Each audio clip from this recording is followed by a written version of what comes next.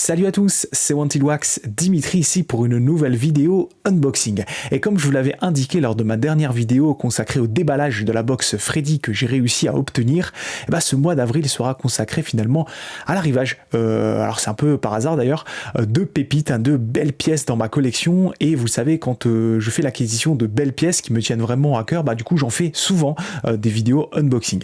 Et aujourd'hui, je vous propose de nouveau de faire un déballage d'une pièce qui est clairement vraiment une pièce de collection pour moi, d'une nouvelle acquisition, d'un nouveau vinyle. Alors il s'agit encore une fois d'une bande originale. Et alors pourquoi elle est importante pour moi, cette bande originale? Tout simplement parce que déjà j'adore son contenu, on va en parler aujourd'hui, mais aussi parce qu'elle m'évoque des souvenirs d'adolescence.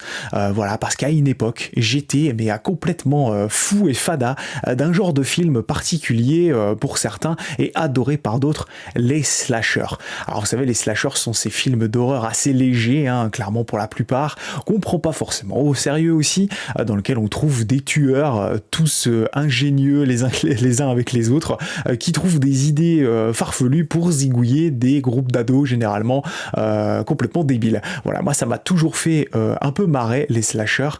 J'ai jamais regardé ces films-là en les prenant vraiment au sérieux, et donc du coup lors de mon adolescence j'ai exploré le fond et vraiment tout l'univers des slashers, et Dieu que j'en ai vu des slashers. Et aujourd'hui j'ai l'honneur de pouvoir vous déballer cette bande originale d'un slasher dont j'ai trop envie de vous parler, que vous connaissez peut-être, pour certains d'entre vous les plus connaisseurs, et pour celles qui ne connaissent pas, celles et ceux qui ne connaissent pas, j'aurai l'honneur de pouvoir vous présenter ce film qui est complètement fou.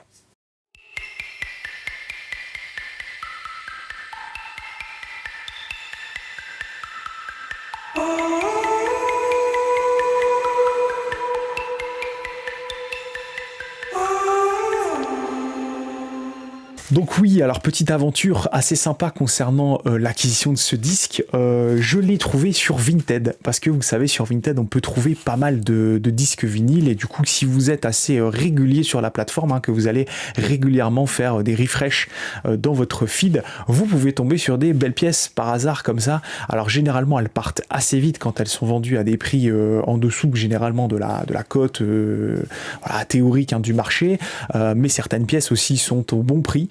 Et concernant la pièce dont je vais vous parler aujourd'hui, il s'agit d'une pièce qui coûte quand même assez cher, qui était aux alentours clairement des 200-250 euros par moment sur Discogs, en prix vraiment le plus haut, clairement. Et du coup moi j'ai réussi à l'obtenir au prix, je trouve, juste pour moi. Donc j'ai dépensé 100 euros pour cette pièce. Voilà, c'est vraiment une pièce que je voulais absolument, donc j'ai négocié un petit peu, j'ai réussi à faire descendre le prix de 15 euros, donc je suis assez content. Donc 98 euros livré à la maison. Donc je vous dis, quand on commande un truc sur Vinted à 98 euros, j'ai toujours un peu peur, parce que voilà, on sait jamais à qui on achète des choses. Là il s'agissait d'un collectionneur qui d'ailleurs vendait pas mal de belles pièces à des prix assez élevés, mais apparemment il a réussi à les vendre. Donc moi j'ai négocié, voilà, il m'a fait le prix, j'ai trouvé le prix juste par rapport à ce que j'estimais pouvoir mettre pour cette bande originale. Donc on va la déballer ensemble, on va parler du film et de la musique. Alors j'ai déjà regardé, vous savez, pour voir si c'était dans un bon état, mais je vous refais le déballage. Donc il s'agit d'une bande originale d'un film sorti en 1982, réalisé par, alors je me suis noté le nom parce qu'à chaque fois j'oublie, Amy Holden Jones, voilà, une réalisatrice. C'était plutôt rare d'ailleurs à l'époque, une réalisatrice sur un slasher. Et donc ce slasher, c'est Fête sanglante, donc The Slumber Party Massacre.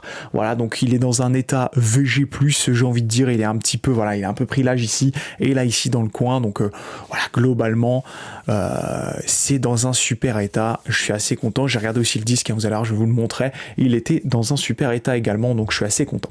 Alors pour celles et ceux qui connaissent pas The Slumber Party Massacre, c'est un slasher de seconde zone qui a coûté seulement 200 000 $, qui en a rapporté 4 millions. Il y a eu 3-4 suites. Amy Holden-Jones en a réalisé, je crois, 3 des 4, un truc comme ça. Donc ça raconte quoi, The Slumber Party Massacre? Tout simplement histoire de nanas qui sont dans un lycée, je crois de souvenir. Ils organisent une pyjama party et lors de cette pyjama party, un tueur va venir les zigouiller avec une perceuse. Voilà, une perceuse qui fait bien entendu, vous le voyez à la pochette, penser à vous savez quoi. Voilà, c'est ça qui est toute l'ingéniosité de ce film d'ailleurs, où les nanas passent leur temps à être déshabillées clairement, et du coup le tueur qui pour le coup, contrairement à des tueurs connus comme Freddy ou Jason ou Michael Myers par exemple, lui il a pas de masque, on voit sa tête, il a une tête complètement folle, et voilà, et puis il va s'amuser à les zigouiller. Donc c'est un film à regarder à la légère, clairement ce sont des films qu'il faut regarder avec plaisir, parce que ce sont vraiment des comédies, quand vous allez voir les scènes, vous allez vous dire mais c'est du gros n'importe quoi, mais c'est vraiment très très bon à regarder. Voilà, ce sont des films qui durent pas longtemps, ce film là dure moins d'1h20, un truc comme ça, donc ça se regarde très facilement, c'est accessible gratuitement partout, donc vous pouvez le voir vraiment très très très facilement. Alors pourquoi je voulais cette pièce dans ma collection? Bien entendu parce que j'aime le contenu, j'adore la BO de Ralph Jones, qui n'est autre que le frère de la réalisatrice, donc Ralph Jones, d'ailleurs apparemment c'est un pseudonyme de ce que j'ai compris, c'est pas son vrai nom. Donc pourquoi aussi alors j'aime le contenu? Parce que vous le savez, à la fin des années 70, il y a un film qui a vraiment tout changé.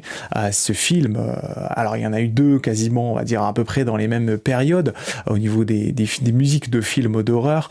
C'est entendu Halloween avec la bande originale de John Carpenter, qui lui-même s'était inspiré à l'époque, en tout cas de ce que l'on en sait, de ce que qu'avait fait Mike Oldfield sur l'Exorciste.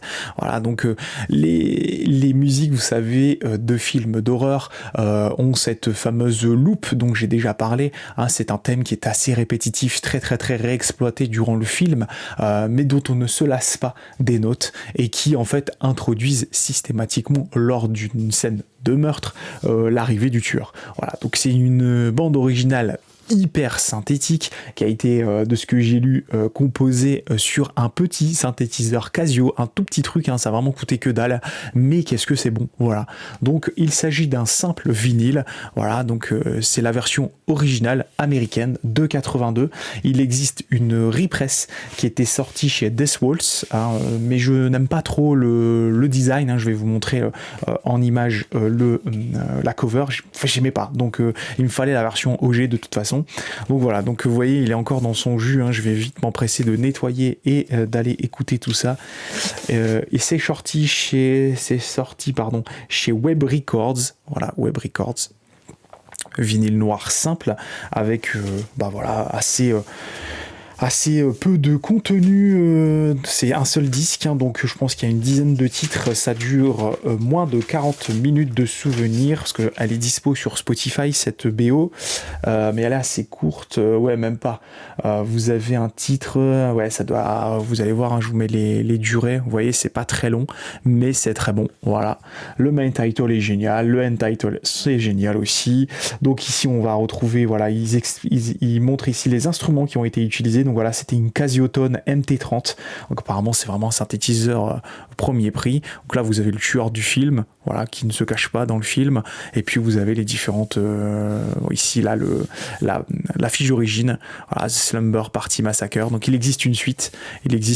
Qui est tout aussi what the fuck que j'ai vu, et le 3, 4 que j'ai pas vu. Donc, mais voilà, c'est un film que je voulais absolument voir.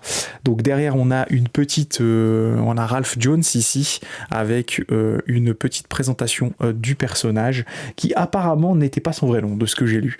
Donc voilà, je voulais vraiment vous montrer cette BO avant de vous laisser un extrait.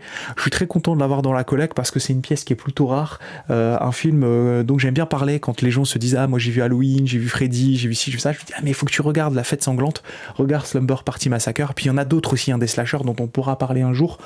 Voilà, j'en ai exploré vraiment beaucoup, donc celui-ci faisait partie vraiment de mes chouchous. Regardez-le, ce film il est vraiment cool. Et puis je vous laisse en conclusion de cette vidéo un extrait de The Slumber Party Massacre, la BO composée par Ralph Jones. Moi je vous dis rendez-vous pour une prochaine vidéo dans quelques temps. Voilà, ce sera très certainement une émission, je sais pas encore. Voilà, j'ai aussi des belles choses qui arrivent en CD, donc voilà, vous verrez en fonction de ce dont j'ai envie de faire. Donc voilà. Allez, n'hésitez pas à laisser un commentaire si vous l'avez vu, n'hésitez pas à vous abonner si vous en avez envie, et moi je vous dis à la prochaine. Salut!